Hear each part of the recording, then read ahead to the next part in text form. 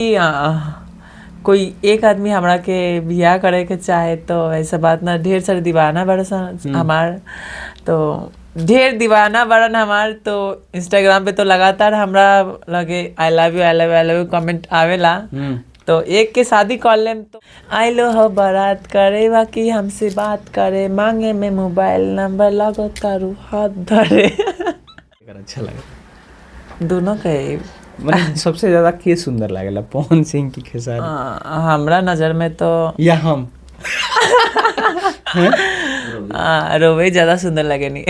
हाँ। अच्छा तो पवन सिंह जन बाड़े प्रोग्राम करने तो कोई कोई नीचे से कहेला जो हाओ दिखाओ भी ना फलाना ठिकाना हे में पैसा ला, चाहे पैसा दिखा के बोलते चला हमरा संगे, तो ऐसा ढेर बात सुने के पड़ेला, तो का करो।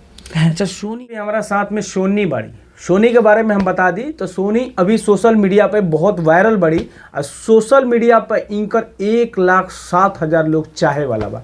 1,007 लोग जन बा सोनी से काफ़ी ज़्यादा प्यार करेला और सोनी भी वो लोग से प्यार करेली। तो ये दुनिया में एक ऐसा एकलौता लड़की बाड़ी, दुनिया में एकलौता ऐसा इंसान बाड़ी जे 1,00,000 लोग से प्यार करेली। स्वागत बा। हाँ नमस्कार। का हाल बा? ठीक बा। ठीक बा। हाँ जी। सोनी कैसे पहुंच गई जी? सब पब्लिक के प्यार है, प्यार दुलार है। भोजपुरी में सोनी कैसे पहुंच गई जी? सब पब्लिक के प्यार दुलार बा, रो लगन के आशीर्वाद प्यार दुलार सब कुछ बा। अच्छा सोनी कहीं जाली कार्यक्रम करे तो का सामना करे के पड़ला, का चीज के फेस करे के पड़ेला? बहुत दुख झेले के पड़ेला, बहुत परेशानी झेले के पड़ेला। का स्टेज पर प्रोग्राम करने तो कोई कोई नीचे से कहेला जो हाओ दिखाओ भी ना फलाना ठिकाना हे में पैसा ला, चाहे पैसा दिखा के बोलते चला हमरा संगे, तो ऐसा ढेर बात सुने के पड़ेला, तो का करो। अच्छा सोनी इतना खूबसूरत बड़ी तो बहुत सारा लोग जौन बा दीवाना बा सोनी के, अगर वो दीवाना में से केहू आके कहे कि हम शादी करें? देखी कोई एक आदमी हमरा के बियाह करे के चाहे तो ऐसा बात ना, ढेर सारे दीवाना बड़न हमार, तो ढेर दीवाना बड़न हमार, तो इंस्टाग्राम पे तो लगातार हमरा लगे I love you I love you I love you comment आवेला। तो एक के शादी कर लेम तो और इतना सारे दीवाना बड़न हमार, तो वो लोग का दिल टूटी और यही से हमरा बियाह करे के ही नहीं खे।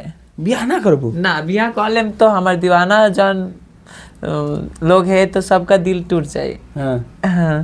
अच्छा तो सोनी जन बड़ी अगर इन फ्यूचर केहू के साथ मौका मिले काम करे के तो केकरा साथे काम करी? पवन सिंह खेसारी ये दोनों के साथ ही कर लूंगी। दोनों के साथ। तो दोनों में से केकर गाना अच्छा लागेला? हमरा तो दोनों के गाना अच्छा लगेला। पर्सनालिटी केकर अच्छा लगेला? दोनों के मतलब सबसे ज्यादा के सुंदर लागेला, पवन सिंह की खेसारी? हमरा नजर में तो या हम रोवे ज्यादा सुंदर लगे नहीं। हाँ। अच्छा तो पवन सिंह जन बाड़े उनकर गाना तो सुनो तो? हाँ बहुत अच्छा लगेला हमारा, हम ज्यादा से ज्यादा उनकर गाने पे हम नाचे नहीं, बड़ी निमन लगेला। कुछ भी कोई भी गाना। फराक वाली अभी आप पियर फराक भी पहने हुए, तो एक लाइन हो जाओ पियर फराक वाली। आइलो हो बारात करे बाकी हमसे बात करे, मांगे में मोबाइल नंबर लगो तारू हाथ धरे। ऐसे ही कुछ। हाँ गोड़ी फूल झाड़ी बाड़ू। तो हमरा गाय के सुर नहीं के, ऐसे हम कविता खानी गा दिले बने। ठीक बा, कोई बुरा मत माने।